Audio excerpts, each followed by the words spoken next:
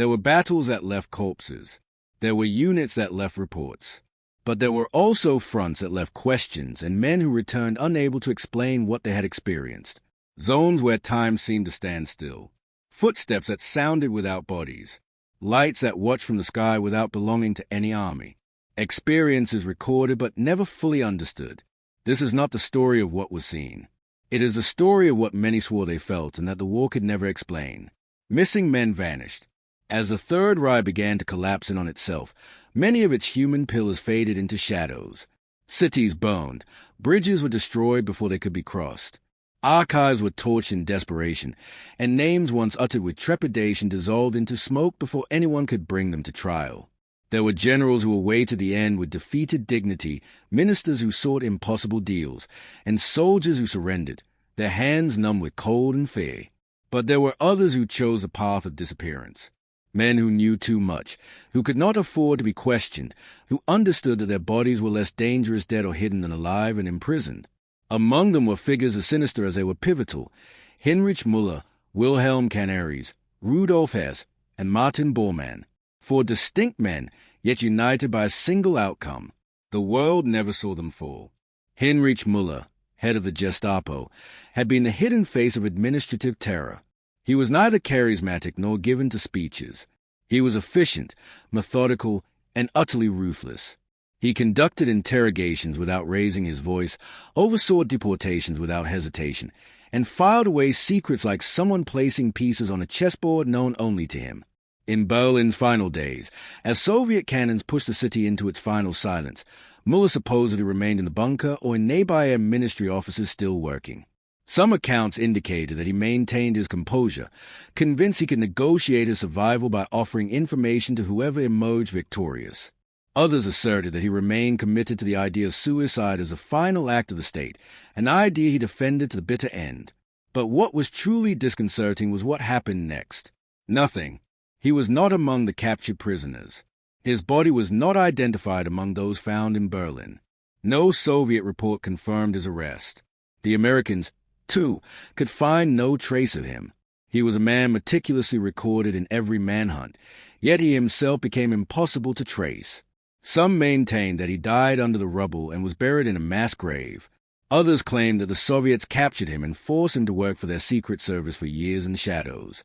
There was also the theory that he had escaped under a false identity via clandestine routes, perhaps to South America, where some intelligence services might have used him as an informant in the nascent Cold War.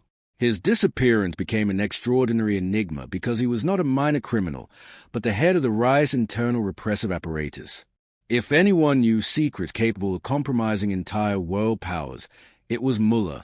Perhaps that is why his name never reappeared in the records, either because he was silenced forever or because he continued talking when no one could hear him. Wilhelm Canaris represented a different kind of mystery, more subtle and political than bureaucratic. As head of the Abwehr, German military intelligence, he had maintained an ambiguous demeanor throughout the war. A career officer, a patriot, but also deeply critical of the direction the Nazi leadership had taken. He cultivated clandestine contacts with opposition figures both inside and outside Germany. Some saw him as a double agent, others as a man seeking to save his country from total defeat by negotiating behind Hitler's back. He was accused of involvement in the July 20th, 1944 assassination attempt and, after an internal investigation, was finally arrested and imprisoned. Later testimonies indicated that he was transferred to the Flossenburg concentration camp, where he was allegedly executed in April 1945. The widely circulated image was that of an old, thin, and resigned man led to the gallows on Himmler's direct orders. However, no body was ever recovered, no verifiable grave was found, and no photographs of the corpse were ever published. Official accounts maintained his death, but his figure was shrouded in too many secrets and international connections for the world not to suspect other possibilities. Some analysts suggested that, given his prominence as a former intelligence chief, he might have been secretly detained by Allied forces to extract crucial information. Others pointed to a real but undocumented execution amidst the chaos of the war's final days. But there were those who believed that Canaris had faked his death to disappear with the help of Western contacts. His name lingered in conflicting reports like an agent lost between two worlds, too valuable to let die, too dangerous to let go. If he had been a secret enemy of Hitler, his official death may have simply been convenient to close his file, without having to explain his fate. When the war was still far from over, another high-ranking member of the regime had already disappeared in a manner as unexpected as it was perplexing: Rudolf Hess. In May 1941, when Germany had not yet invaded the Soviet Union and the war against Great Britain was still ongoing, Hess flew alone to Scotland in a Messerschmitt, parachuting down to attempt peace negotiations directly with the British. He was immediately captured, interrogated, and held prisoner for the duration of conflict. Every attempt to explain his motivation was riddled with contradictions. Some considered him a delusional man, convinced he could prevent Germany's future suffering. Others thought he was acting on Hitler's orders in a secret mission that went wrong and was subsequently denied. There were also theories linking him to an attempt to negotiate with British factions that favored a settlement with the Reich. His prolonged imprisonment and his continued absence from public discourse only increased the doubts. The war continued without him. Hess reappeared alone at the Nuremberg trials, aged and distant, accused as one of the regime's top leaders. He was sentenced to life imprisonment and remained incarcerated for decades in Spandau prison. But even his end was shrouded in mystery. When he was found dead in 1987, officially a suicide, voices emerged, claiming that it was no longer him, but a double used to keep a symbol alive. Some family members and analysts pointed out that certain physical characteristics of the prisoner differed from the real Hess. Others suggested he was murdered to prevent him from giving his final testimony. The truth is that even while locked up and seemingly under control, Hess became another conceptual disappearance, a man whose identity and fate were debated even after his death. Martin Bormann was perhaps the most pragmatic and calculating of all the men in Hitler's inner circle. He was neither an orator nor military strategist. He was the administrator of power, the man who controlled access to the Führer, who filtered messages, who influenced decisions by deciding what reached the leader's ears. His authority grew quietly amid signed documents and negotiated loyalties. When Berlin began to sink under enemy fire in April 1945, Bormann remained with Hitler in the bunker, taking down final dictations and witnessing the collapse of the regime he had helped consolidate. After the Führer's suicide, he is known to have been part of the group that attempted to flee the city center. From that point on, all accounts diverge. Some claimed he was seen near the Weidendammer Bridge, wounded or already dead after Soviet explosion. Others said he had ingested poison before being captured. There were also accounts that he managed to escape across enemy lines and followed a clandestine route to a refuge in southern Germany or even to South America, thanks to escape networks already in place for other high-ranking members of the regime. For years, his name was mentioned alongside those of fugitives located in Argentina, Paraguay, or Chile. Photographers, alleged eyewitnesses, and journalistic rumors insisted on his survival. Some claimed he was living in hiding under another identity, protected by former allies or by those who feared what he might reveal if captured. The official story ended 2 decades later, in 1972, when skeletal remains were found near the spot where witnesses claimed to have seen him fall. A preliminary forensic analysis matched dental characteristics attributed to Bormann. Later, genetic testing purported to confirm his identity, concluding that he had died in the final days of Berlin. But not everyone was satisfied. Too many years of silence remained between 1945 and the discovery of the body. The discovery itself occurred in a location that had already been searched more than once. Suspicions persisted, not because the evidence was insufficient, but because the myth of the bureaucrat pulling the strings of power from the shadows was too convenient to believe that he had simply died in the street like any other fugitive. His disappearance fueled for years the impression that the bureaucratic heart of the Reich had escaped to continue existing in hiding, like a latent infection in some remote corner of the world. The world kept turning. German citizens tried to rebuild their lives amidst physical and moral ruins. The Allies erected monuments and constructed official narratives. But on the margins of history, unanswered questions persisted. Did Muller die in a collapsed cellar, or did he live under another name? Was Canaris truly executed, or was he silenced by new allies in different uniforms? Had Hess acted alone, or was he a messenger of a secret peace never uttered? Did Bormann fall among the rubble, or did he walk free for years, rendered invisible by those who feared his voice? Time transformed those disappearances into hybrid legends, a blend of reality and suspicion. The absence of absolute certainty turned their fates into fertile ground for hypotheses, novels, belated investigations, and confessions that surfaced too late to be confirmed. Their traces vanished, but not entirely. Fragments of stories, unfinished reports, and contradictory testimonies remained. And above all, an unsettling feeling lingered, as if part of the truth had been deliberately pushed out of the spotlight. In a war that destroyed everything, even the truth was partially bombarded. And among the wreckage of the collapse, some men chose or were forced to disappear forever, becoming not just fugitive criminals or invisible prisoners, but historical specters. The fear they had sown outlived their bodies, and the mystery surrounding their end granted them a second existence, more unsettling and more silent than the first. They vanished amidst fire, burned documents, and fragmented testimonies. But they were never forgotten, for in their disappearances remained a reminder that, even when war ends, some enemies live on in memory, suspended in a gray area where the past doesn't die, it merely hides. Treasures that were never found. As the Third Reich crumbled amidst ruins and desperate orders, more than just men vanished without a trace. Objects, too, disappeared. Inanimate objects that carried a symbolic power almost equal to that of the leaders who had coveted them. There were sealed underground vaults, bombed castles whose cellars no longer revealed what they once held, cargo transported on trains that never reached their destination, and convoys that stopped just short of completing their journey. It wasn't just confiscated money or art. These were treasures transformed into instruments of prestige, propaganda, and cultural domination. And as the German lines collapsed and the Allied armies began to advance, many of these objects were hidden away or disappeared under fire, snow, water, or silence. One of the most emblematic cases was the Amber Room, an entire chamber considered one of the most extraordinary jewels of European craftsmanship. Built between 1701 and 1711 by Prussian and Danish master craftsmen, it was presented in 1716 by King Frederick William I of Prussia to Tsar Peter the Great of Russia as a diplomatic gesture. It was eventually installed in Catherine Palace in Tsarskoye Selo near St. Petersburg, where it became a symbol of imperial magnificence, decorated with carved amber plaques, gold leaf, and mirrors.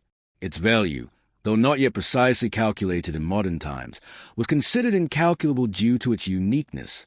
When German troops invaded the Soviet Union in 1941, specialized units dismantled the Amber Room in just 36 hours under orders from the German army and transported it to Königsberg, now Kaliningrad. There it was displayed in the city's castle. Contemporary accounts agree that it remained in place at least until the end of 1943. In August 1944, the IAF heavily bombed Königsberg, and the castle suffered significant damage. In the early months of 1945, as the Red Army advanced into East Prussia, the Amber Room was reportedly packed up again and is believed to have been stored in the castle cellars. After that, it disappeared. When the Soviets captured the city in April 1945, they did not find the room. It was not located in any shelters, trains, or hidden storage facilities. It was suggested that it may have been destroyed by fire or explosions. It was also argued that it was taken by the Nazis before the fall of Germany and hidden in a mine, a remote castle, or a railway tunnel. For decades, expeditions searched for traces in caves, bunkers, and underground storage facilities in Germany and Poland without conclusive results. Loose fragments were found, such as a mosaic in 1997 in the possession of a deceased German soldier, but never the entire whole.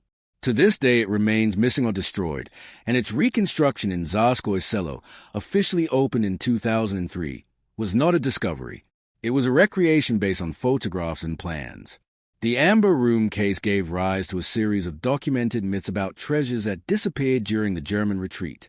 However, there were other treasures whose disappearance was not attributed to bombing, but rather to organized concealment. On the other side of the world, in the Philippines, the figure of Japanese General Tomoyuki Yamashita became associated with one of the largest alleged buried treasures of the entire war. Yamashita, who had gained fame as a tiger of Malaysia for his swift conquest of Singapore in 1942, was sent to the Philippines in 1944 to defend the archipelago from the American offensive. During this period, rumors began to circulate that high-ranking Japanese officers linked to imperial circles and allegedly coordinated under an operation known as Golden Lily had transported large quantities of gold, jewels, statuettes, and religious objects looted in Malaysia, Singapore, Burma, Indonesia, and other occupied territories in Southeast Asia to Philippines.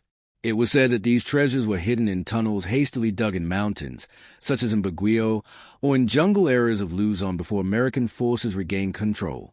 Some accounts even claim that Yamashita personally oversaw these burials, or at least was held responsible for their existence. When he was captured in September 1945 by American troops and subsequently tried in Manila, no evidence was officially presented regarding any treasure under his command. He was executed by hanging on February 23, 1946.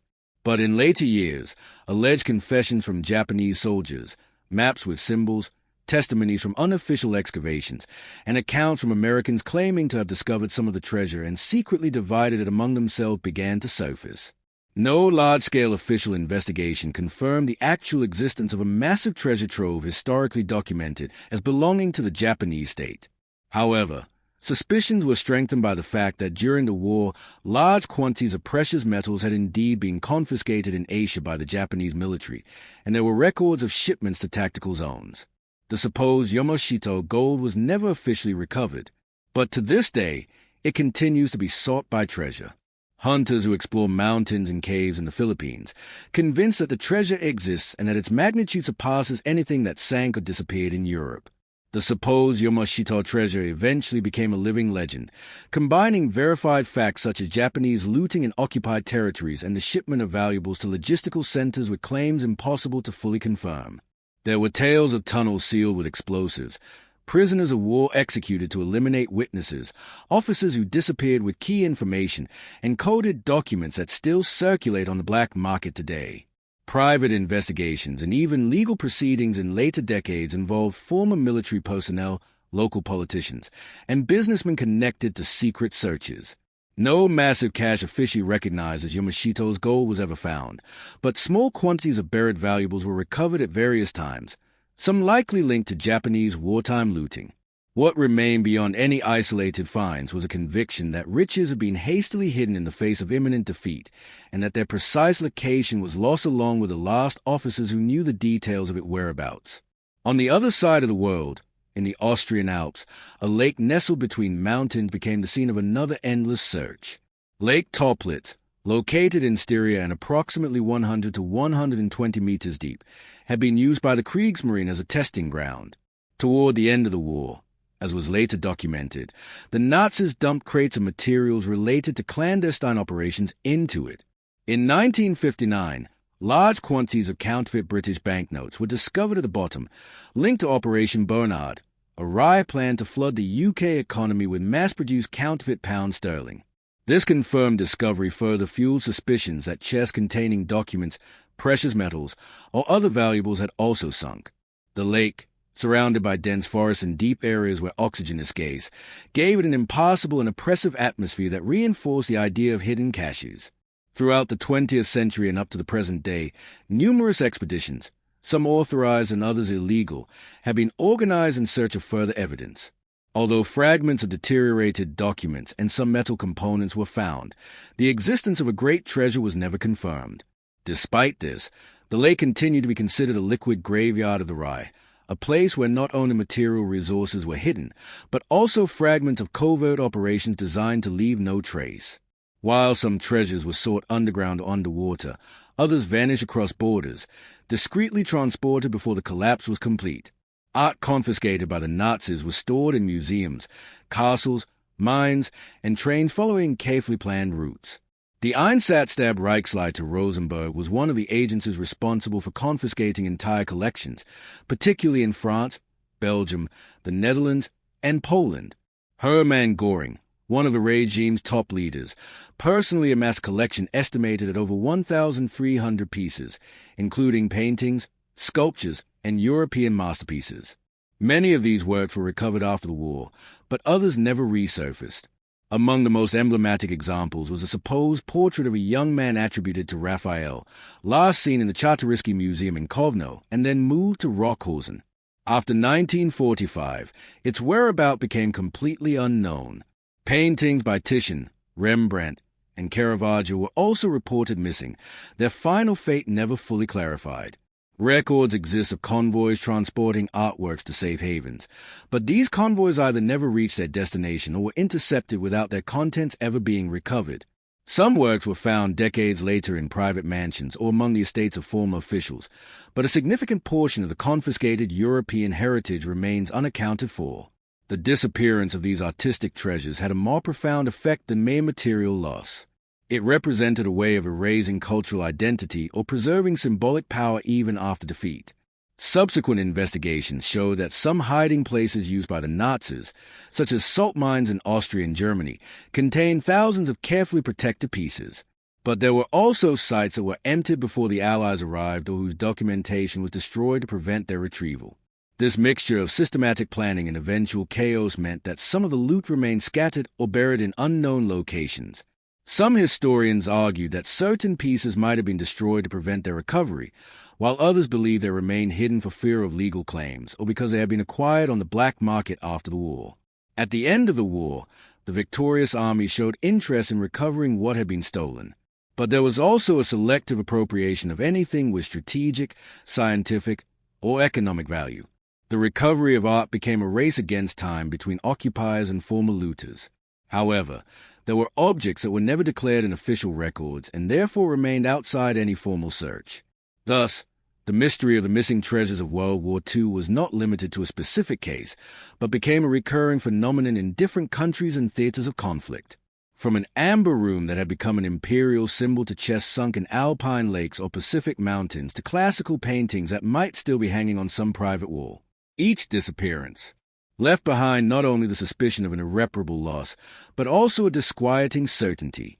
In the final chaos of collapsing empire, the value of an object did not always lie in possessing it, but in hiding it so deeply that no one else could claim it.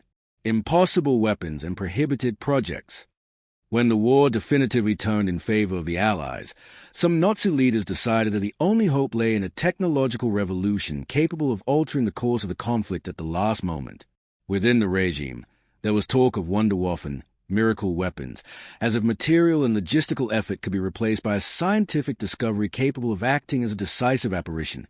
The Ministry of Propaganda insisted that a device would soon emerge capable of destroying entire cities with a single shot, shooting down entire squadrons or enabling flight so fast that no radar could detect them.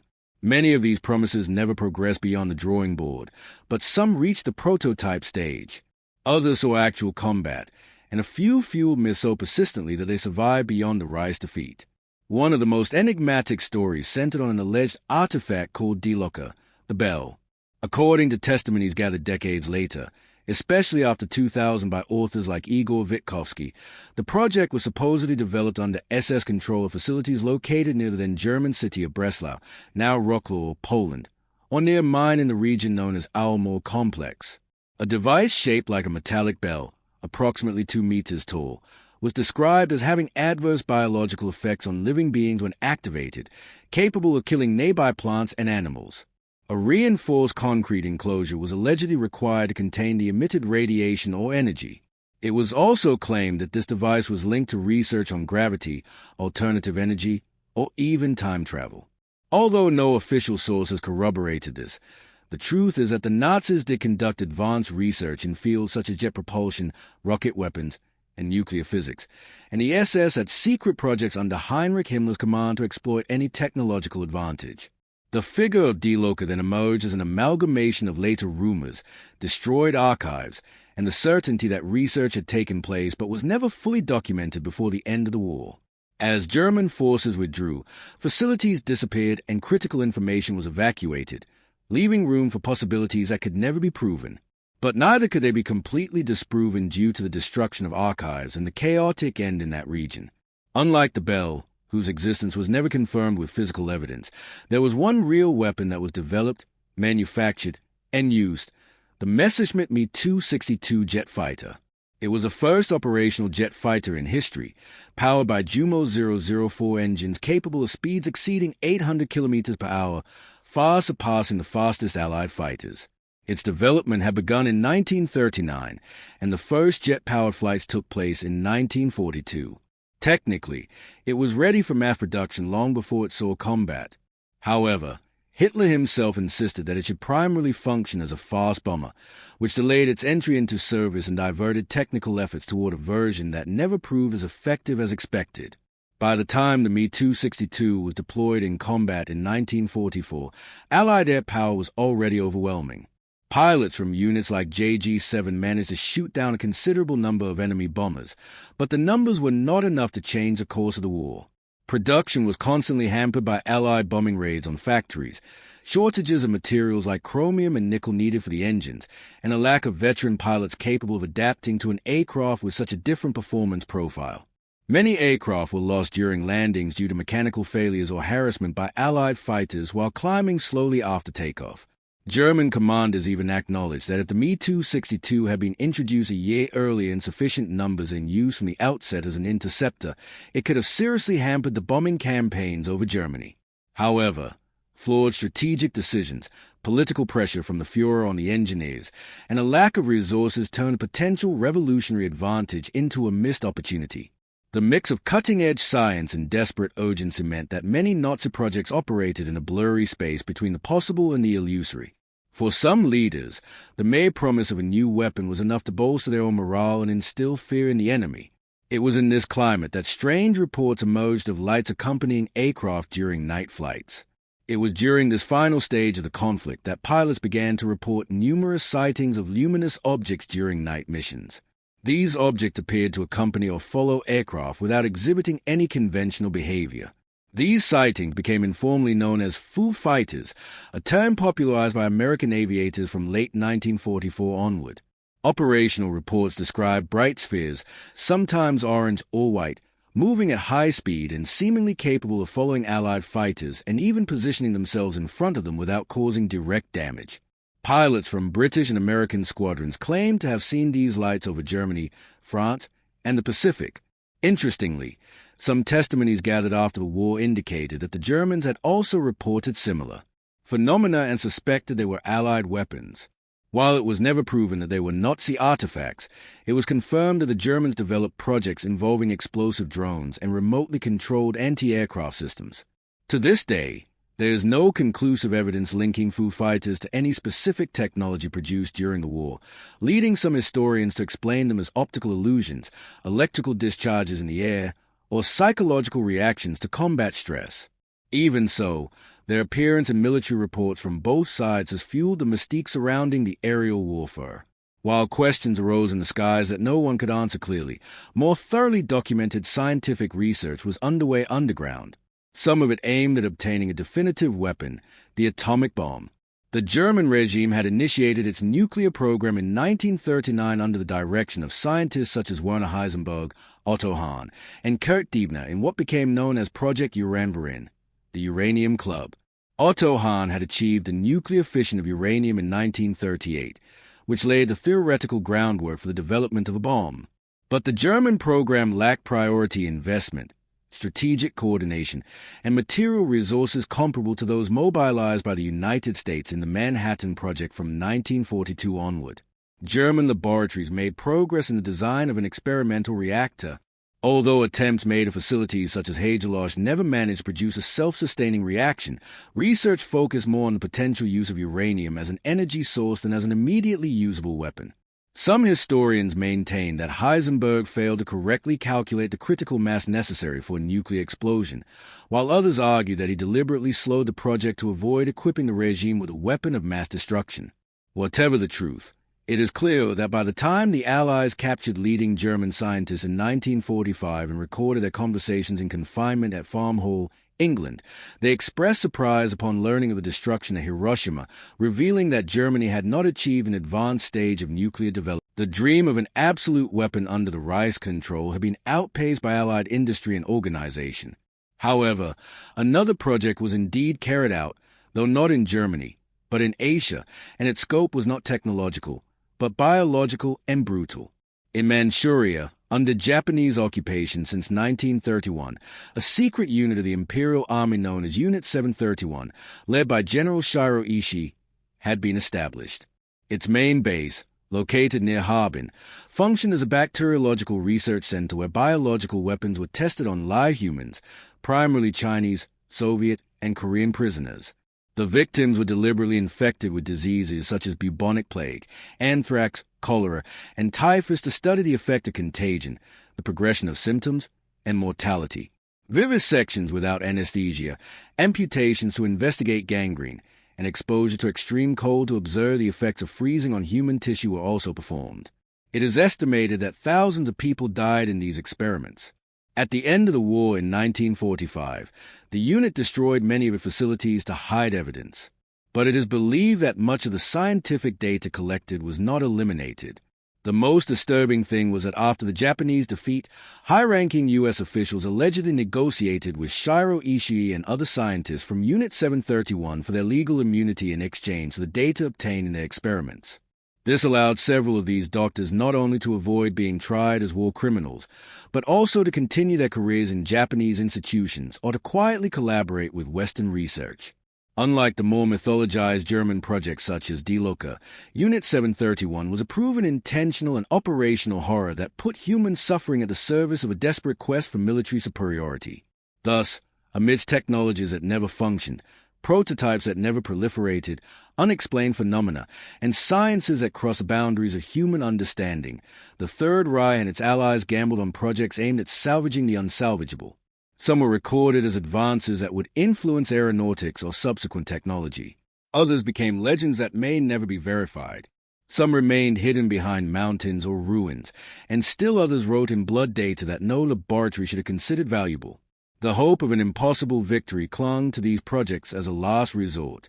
But the end of the war showed that there was no miracle weapon capable of reversing reality. What remained was an ambiguous legacy where science became a stage for faith, fear, madness, and crime. Spies, double agents, and invisible traitors. The end of the war hadn't calmed the sea. Far from it. It had made it denser, as if each wave held a secret no one wanted to hear aloud. On the surface, white flags and surrender messages. Underwater, groaning steel, weary engines, and crews gazing at a horizon where there was no longer a homeland. In that setting, the German submarine continued sailing for weeks like specters, their orders disintegrating as quickly as a rye. Some scuttled themselves, adhering to the order not to surrender. Others chose an unlikely port in the southern hemisphere. Thus began the story that filled the Atlantic coast of South America with rumors. The arrival of the U-530 and U-977 in Argentina long after the war had officially ended. The U-530, commanded by Oberleutnant Otto Wermuth, had set sail for the twilight of an empire that no longer existed.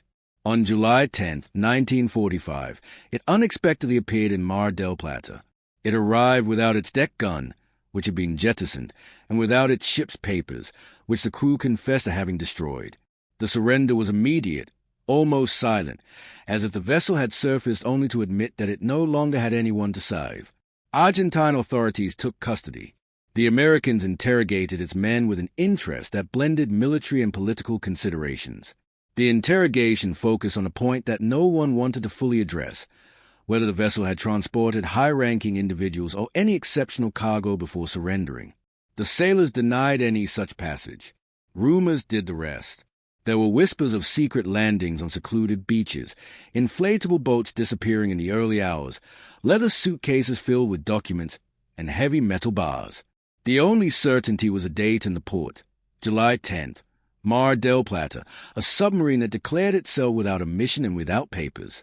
A month later, on August 17, 1945, the U-977, commanded by Oberleutnant Heinz Schwer, arrived at the same base.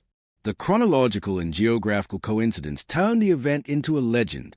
Schwer declared that he had remained submerged with a snorkel for an extraordinarily long time during his journey to the South Atlantic, and that the decision to head for Argentina stemmed from a desire to avoid immediate capture in Europe and surrender far from the chaos. Once again, interrogations and suspicions arose. Had they transported people? Had they delivered anything at sea? Had there been a clandestine stopover? No official investigation proved that these vessels carried high-profile figures or extraordinary cargo, but the dates remained anchored with an unsettling precision. 2 U-boats ended their voyages, one on July 10th and the other on August 17th, both in Mar del Plata, weeks after the world had already entered its own era of transformation. If the sea could keep secrets, the Argentine coast became a wall where those secrets bounced off for decades.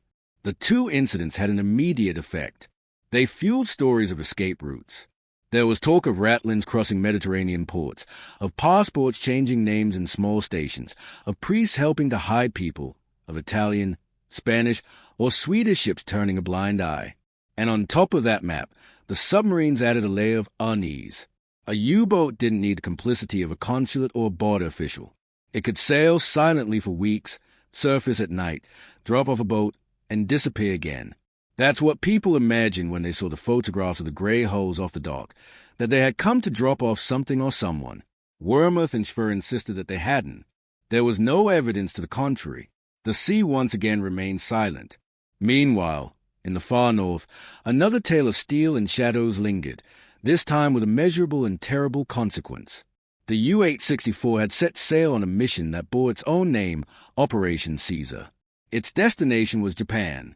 It was carrying, among other things, a cargo of mercury and steel flasks, tens of tons supposedly destined for the Japanese war industry. It has also been mentioned that it carried technical components and documentation. On February 9, 1945, off the island of Fedje on the Norwegian coast, the British submarine HMS Venturer, commanded by Lieutenant James Launders, did something that had never been achieved before. It sank an enemy submarine while both were submerged. It calculated the firing solution in 3 dimensions, launched a sequence of torpedoes, and listened to the explosions beneath the sea that, for an instant, held their breath. The U-864 broke in two and took its cargo with it. Decades later, the wreckage was located. Authorities debated whether it was possible to extract the mercury or if it would be wiser to encapsulate the site to prevent contamination. It was a story in which underwater hunting techniques and a shadowy cargo were forever trapped in the cold waters of Norway. There was no successful escape, no South American ports, no new passports. There was death, metal, and a question how much of the technological exchange between Germany and Japan had even managed to get underway. The idea of route south wasn't limited to South America. It also looked further south to a white territory where geography itself seemed to offer some concealment. Before the war, in 1938 to 1939, Germany had sent an expedition to the sector of Antarctica then called Queen Maud Land. The ship was named Schwabenland and carried catapult-equipped aircraft that photographed vast areas. Maps were drawn, markers were dropped, and the explored region was christened with a name that would later become a hotbed for conspiracy theorists, New Schwabenland. That expedition took place before the outbreak of the conflict and didn't establish any permanent bases. The case, however, remained open to the imagination when the country that had photographed the isolated decided to fight against half the world. With the defeat, the White South received attention that focused less on snow and more on rumors. It was said that a base, 211 existed there, that German submarines had delivered equipment, documents, perhaps even people. It was said that caves in the rock and tunnels under the ice might conceal steel and secrets. None of this was proven. What was certain and documented was something else entirely. Between 1946 and 1947, the United States sent a large naval expedition, Operation High Jump, under the command of Rear Admiral Richard E. Byrd. It was part of Task Force 68 with a complement of around 13 ships and thousands of men. Its stated objectives included extreme climate training, equipment testing, aerial mapping, and logistical establishment. There were aircraft losses due to accidents and harsh conditions. The group concluded its operations at the end of the austral summer.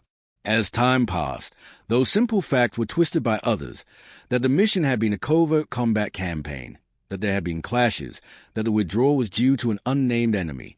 Antarctica, with its ability to freeze traces, offered a perfect landscape for the lack of evidence to be mistaken for mystery.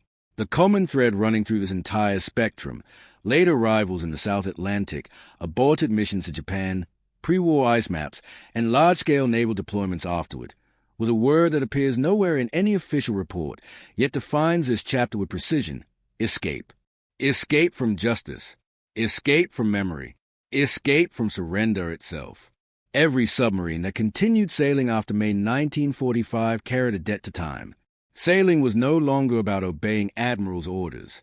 It was about negotiating with history the kind of end one was willing to accept.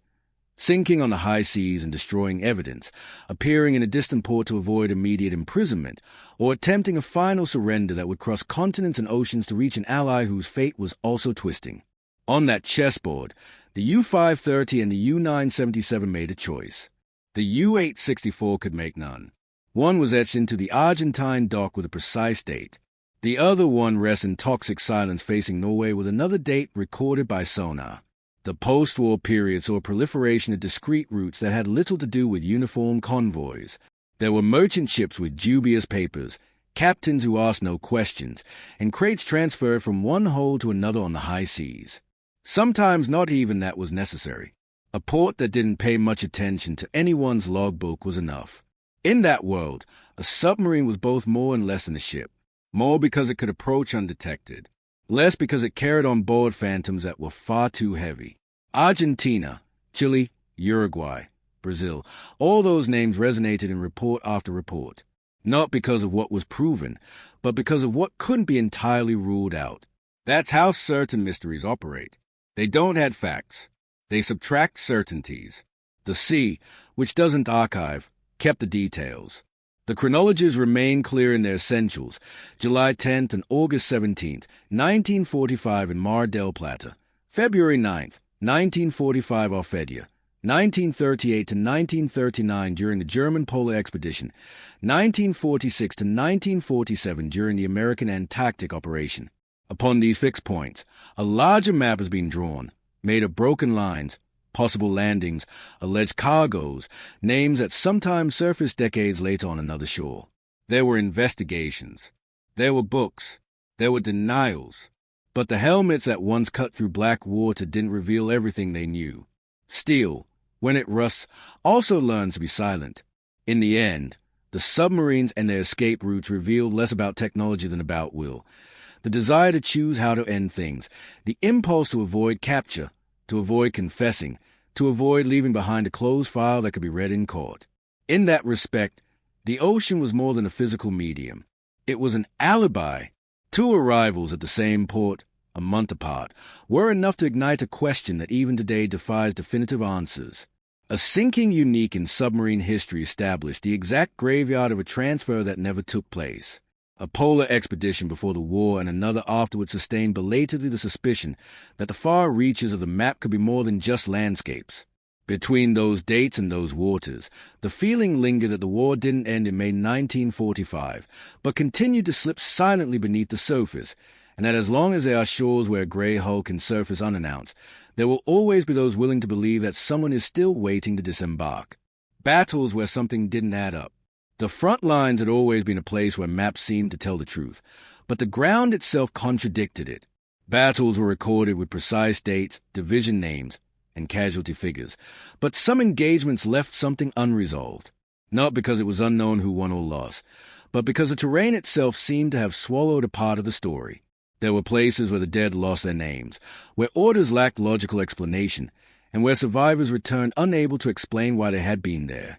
These were battles fought for objectives that became irrelevant even before they ended, where official strategy didn't align with the feelings of the soldiers who died without understanding why. Stalingrad was the first black hole of the war that left questions unanswered after defeat. The city had been transformed into an urban hell between August 1942 and February 1943, when the German Sixth Army was encircled in the so-called Kessel following Operation Uranus, launched by the Soviets in November. A 2-month ordeal began. Friedrich Puss received Hitler's order not to surrender, and more than 250,000 men were trapped with no real possibility of escape. When the remnants of the army surrendered between January 31st and February 2nd, 1943, it was estimated that some 91,000 German soldiers were taken prisoner, of whom only about 5,000 would return to Germany years later. But the figures didn't quite add up. It was estimated that many thousands more had entered the Kessel than were officially listed as dead or prisoners. There were reports of as many as 40,000 to 50,000 missing men, their fates never clearly documented. Some died under rubble without being counted. Others were executed by their own commanders for attempted desertion or looting, and still others could no longer be identified among the makeshift graves dug under ice and shrapnel. Later, testimonies indicated that entire smaller units were never included in the final reports. History recorded that the Sixth Army had been destroyed, but there were men who did not die in Stalingrad. They died in an unnamed space within the city, in collapsed cellars, in uncontrolled streets, in bombed-out underground hospitals, in positions that had become unidentifiable once maps became unreliable. For many of their relatives, their last known location was not a trench or neighborhood. They were simply missing on the Eastern Front. Years later, to the west, another forest swallowed thousands of lives without a coherent strategic justification. Between September 1944 and February 1945, the U.S. Army fought German forces in the Hurtgen Forest near the Belgian-German border. The stated objective was to secure a flank before advancing toward the Ruhr River Dam, and thus prevent a German-induced flood. But the battle dragged on for nearly 80 days in hellish conditions, trees reduced to shrapnel by artillery fire, constant fog, anti-tank mines, improvised minefields, and ambushes among dark pines. The steep, damp, and dense terrain negated the American advantages in armor and artillery. The result was brutal attrition with no significant advance. It is estimated that the Allied forces suffered between 33,000 and 50,000 casualties, while the Germans lost around 28,000 men. In the end, the captured territory had no decisive impact, and the battle was considered by many veterans to be a tactical error prolonged by pride and the commander's refusal to admit that lives were being sacrificed in a place of no proportional strategic importance. After the war, the question persisted: why wasn't the forest bypassed? Why insist on directly attacking a location that offered every advantage to the defender? The Hurtgen became a symbol of a battle that should never have been fought under the conditions in which it was. Further south in the Balkans, a promontory called Hill 731 on the border between Albania and Greece became such an intense slaughterhouse that the terrain literally changed shape. Between March 9th and 24th, 1941, during the Greco-Italian campaign, Italian forces attempted to capture this strategic position near the Kalamas River. The exhausted but determined Greek army defended it relentlessly. Italian attacks were repeated up to 14 times in a single day. The artillery fire was so intense, thousands of shells daily, that the hill, which originally stood about 731 m high, lost part of its elevation due to erosion caused by explosions and craters. Bodies, mud, and rock fragments mingled into an unrecognizable mass. Italian losses were enormous. It is estimated that some divisions lost up to 40% of their men during those days. The position survived only as a symbol of Hellenic resistance, but the battle was marked by a question without a clear answer. Why did they continue to attack such a well-defended point head-on to gain minimal tactical control? 3 battles, 3 different terrains, one same feeling. The fighting went beyond reason. Blood was spilled beyond comprehension, and the landscape offered no explanation. Monte Cassino was another place where history is shrouded in doubt. Whether the destruction of the Benedictine monastery founded in the 6th century was a military necessity or an irreversible mistake. During the Italian campaign, the monastery stood atop a hill overlooking the Liri Valley and formed part of the Gustav Line, the main German defense to delay the Allied advance on Rome. General Kessler's troops had fortified the surrounding heights, but Allied reports claimed that the Germans were using the interior of the monastery as an observation post and defensive position. On February 15, 1944, more than 1,400 tons of bombs were dropped on the complex, reducing it to rubble. However, subsequent investigations and testimony confirmed that the German defenders had not occupied the monastery before the bombing. Only after its destruction did paratroopers of the 1st Parachute Division transform it into a fortress amidst the ruins. The battle raged across 4 separate offensives and cost the Allies over 55,000 casualties. Germany lost approximately 20,000. When it finally ended, Rome was captured, but many surviving soldiers never understood whether the objective had justified the devastation. The monastery fell, but the question remained. A year earlier in North Africa, another terrain had exposed the fragility of command and tactical confusion, the Kasserine Pass in Tunisia. Between February 19 and 25, 1943, inexperienced American forces clashed with Rommel's Afrika Korps. It was their first major land battle in the European theater. The narrow terrain of the mountain passes favored the Germans, who attacked with coordinated maneuvers of tanks and mobile artillery. American units fell back in disarray, communications failed, and some commanders were unable to respond clearly. It was estimated that the Americans suffered some 10,000 casualties, including killed, wounded, and captured. Although they managed to regroup and halt the German advance, the psychological toll was heavy. After the battle, questions arose about why the force had been dispersed across multiple poorly-coordinated positions and why some officers had failed to react in time. Tactical lessons were learned that would later be applied in Normandy, but the battle was marked as an example of confusion and mistakes that could have been avoided. No less controversial was Operation Market Garden, launched in September 1944 in the Netherlands.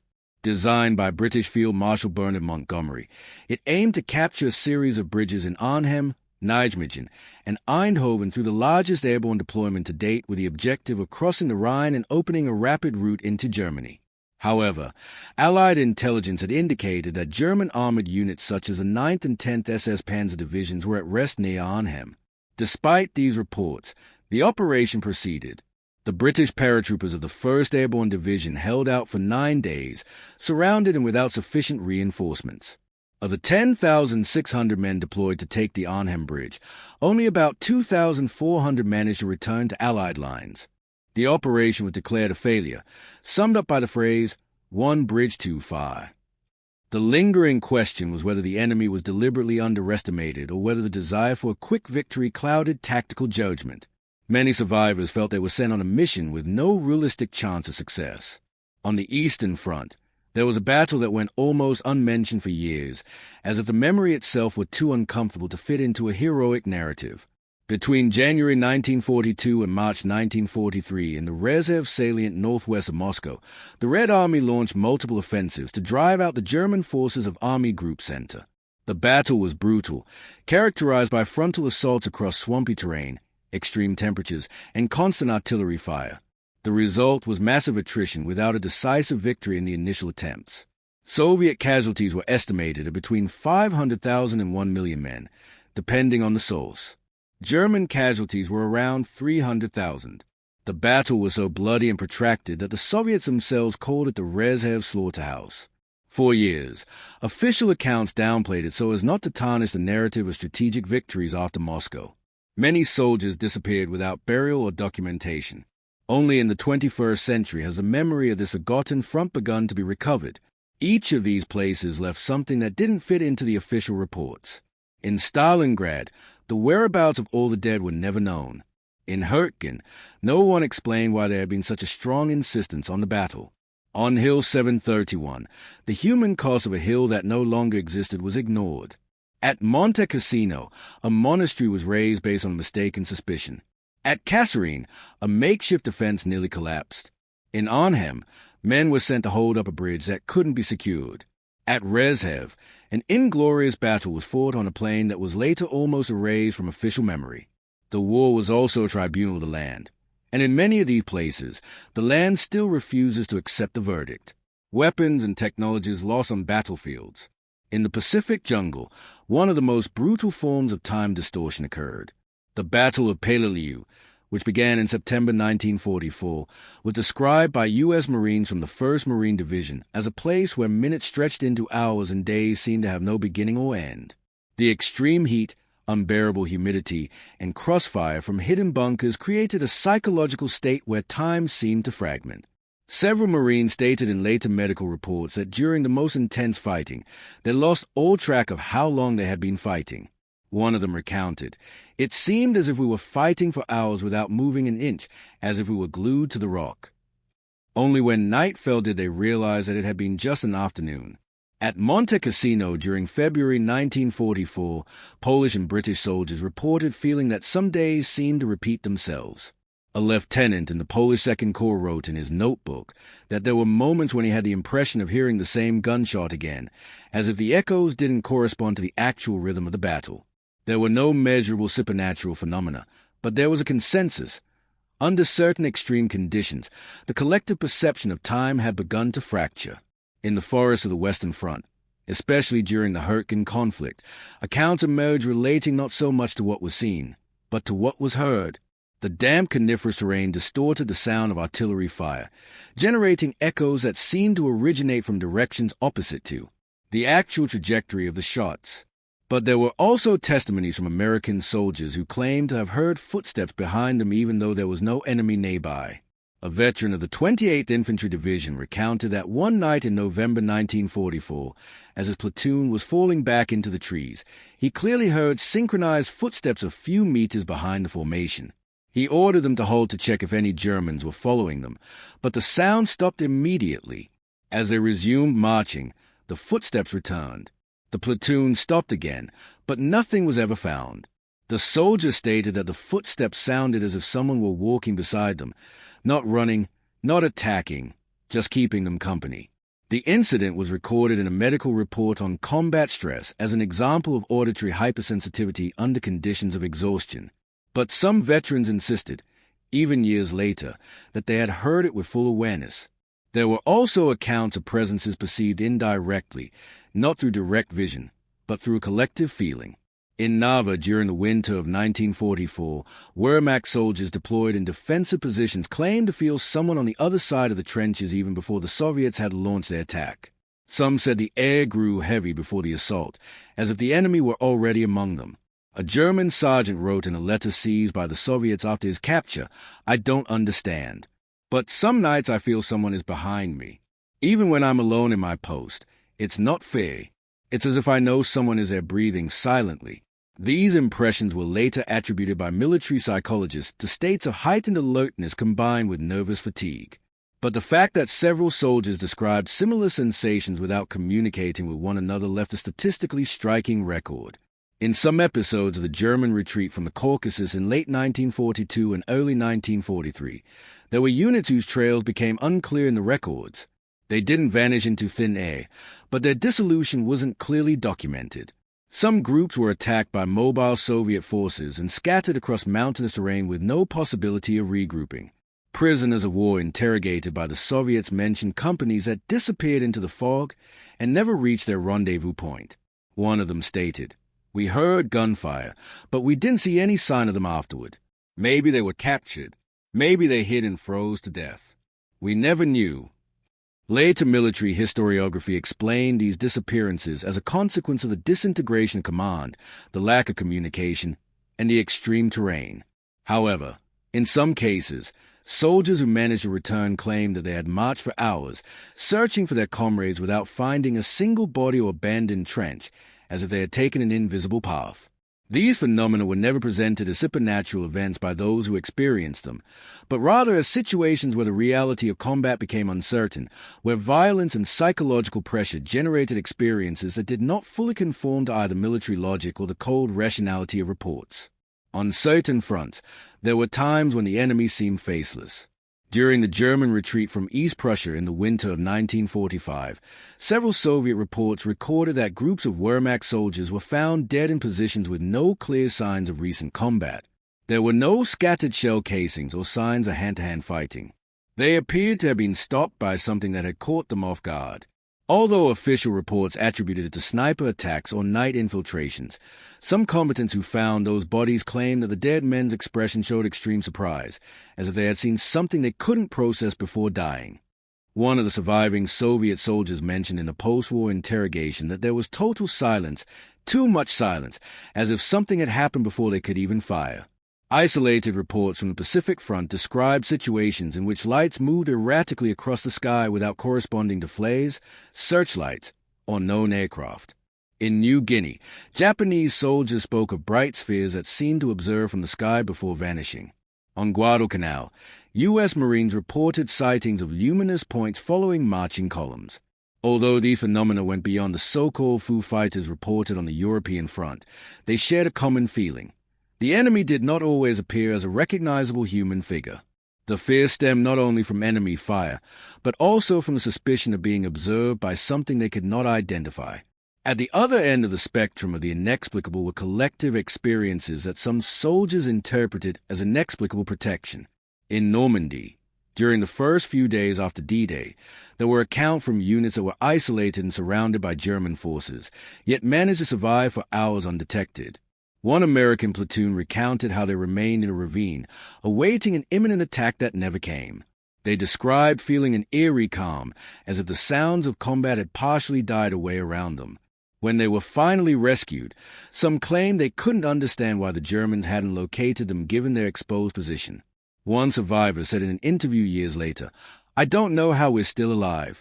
It was as if someone had covered us with something invisible."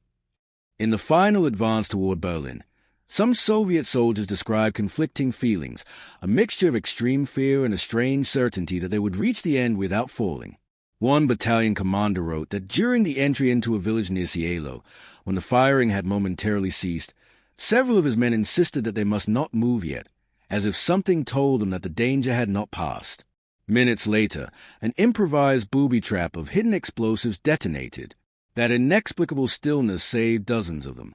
In many cases, these accounts were interpreted as collective intuition, but the survivors confessed that they felt it as a silent,